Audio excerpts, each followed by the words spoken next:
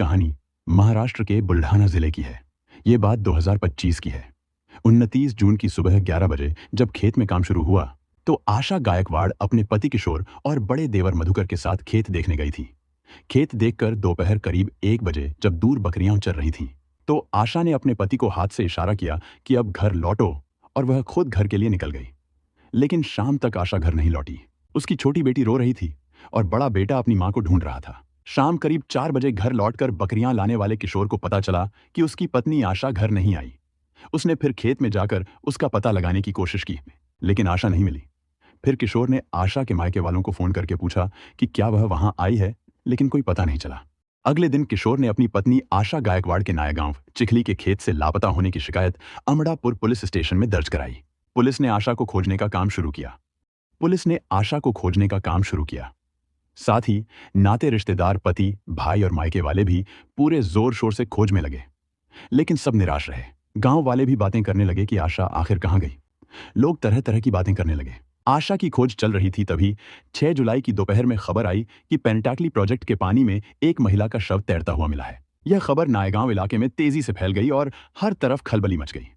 अमड़ापुर police को सूचना मिलते ही थानेदार निर्मल अपने टीम के साथ घटनास्थल पर पहुंचे। वहां पहले ही लोगों की भीड़ जमा थी। पानी में एक महिला का शव तैर रहा था, जो काफी फुला और बदबूदार था।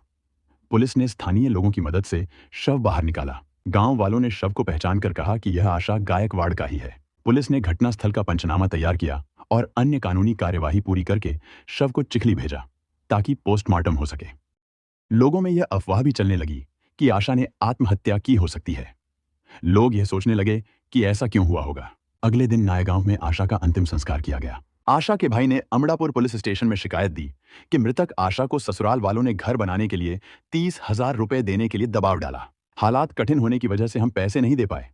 पैसे नहीं मिलने पर ससुराल वालों ने आशा को परेशान किया, जिससे वह परेशान होकर अपनी जान दे बैठी। पुलिस ने आशा के पति, ससुर, सास और बड़े देवर मधुकर पर मामला दर्ज किया और सभी आरोपियों को तुरंत हिरासत में ले लिया।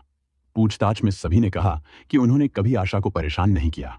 उनके चेहरे पर डर तो था, लेकिन ऐसा कुछ नहीं लग रहा था कि उन्होंने कोई गलत काम किया हो। सिवाय आशा के बड़े देवर मधुकर गायकवाड़ के चेहरे से डर के साथ यह भी पता चल रहा था कि उसने कुछ गलत किया है, जिससे थानेदार निर्मल को उस पर शक होने लगा। गांव वालों से जब मधुकर के बारे में गुप्त जानकारी मिली तो पता चला कि आशा और मधुकर के बीच बहुत ज्यादा लगाव था। आशा अपने पति के बजाय मधुकर की बाइक पर ज्यादा घूमती थी। यह खबर थानेदार निर्मल तक पहुंची। उन्होंने मधुकर से पुलिस के तरीके से पूछताछ की। पूछताछ में मधुकर ने माना कि आशा ने खुद अपनी जान नहीं ली थी, बल्कि उसने उसकी हत्या की थी। लापता आशा का मामला अब गंभीर हो गया। इस रहस्य ने सभी को झकझोर कर रख दिया। प्रेम में धोखा देकर आशा को नुकसान पहुंचाना और घटना को छुपाने की कोशिश सुनकर लोगों को बहुत दुख हुआ। चिखली तालुका के नायगांव में गायकवाड़ परिवार रहता था। इस परिवार में 2 भाई थे, बड़ा मधुकर और छोटा किशोर। किशोर की शादी 2016 में आशा से हुई थी। उसके 2 बच्चे थे, 8 साल का बेटा और 3 साल की बेटी। मधुकर के भी 2 बच्चे थे। किशोर के पास बकरियां थीं और वह बड़े भाई के साथ खेती करता था। उनकी खेती पेंटाकली प्रोजेक्ट के पास 2 अलग अलग जगहों पर थी। मधुकर और आशा दोनों देवर भाभी थे, लेकिन इसी पवित्र रिश्ते में मधुकर ने काला दाग लगा दिया। देवर के मोह में फंसकर आशा का कदम फिसल गया। 3 साल पहले इनके बीच प्यार का रिश्ता बन गया था। घर वालों को इसकी कोई खबर नहीं थी। दोनों का मन एक दूसरे में पूरी तरह उलझा हुआ था। मधुकर की पत्नी और आशा के पति दोनों ही सीधे साधे लोग थे, लेकिन मधुकर ने अपने मुंह में ऐसा काम कर दिया कि सब कुछ बदल गया। गांव के पास मोला मोली खेत में लाल कुमकुम का टीला लगाकर दोनों ने खुद को पति पत्नी बता दिया। तब से आशा हमेशा मधुकर से पैसों की उम्मीद रखने लगी। पैसों और अपनी अलग अलग इच्छाओं के लिए वह मधुकर के पास जाती। मधुकर अपनी वासना पूरी करने के लिए इसे सहता रहा, लेकिन धीरे धीरे लगातार पैसों की मांगों ने उसे परेशान कर दिया। उसे शक होने लगा कि क्या आशा सच में उससे प्यार करती है या बस पैसों के लिए नाटक कर रही है। प्यार और लालच का यह खेल अब धीरे धीरे खतरनाक मोड़ लेने लगा था। अगर आशा अपने पति के साथ विश्वासघात कर सकती है, तो वह उसके साथ भी धोखा कर सकती है। यह सोच मधुकर के दिमाग में बार बार घूमती रही। उसने ठान लिया कि अब वह आशा के हमेशा की वासना से मुक्त होना चाहता है। इसके लिए वह सही मौका तलाशने लगा। दिन ब दिन 2 महीने गुजर गए।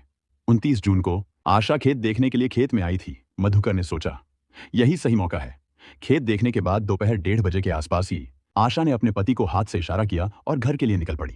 मधुकर भी उसी वक्त निकल पड़ा, लेकिन दोनों सीधे घर नहीं गए। वे पेंटाकली प्रोजेक्ट के पास वाले दूसरे खेत की तरफ चले गए।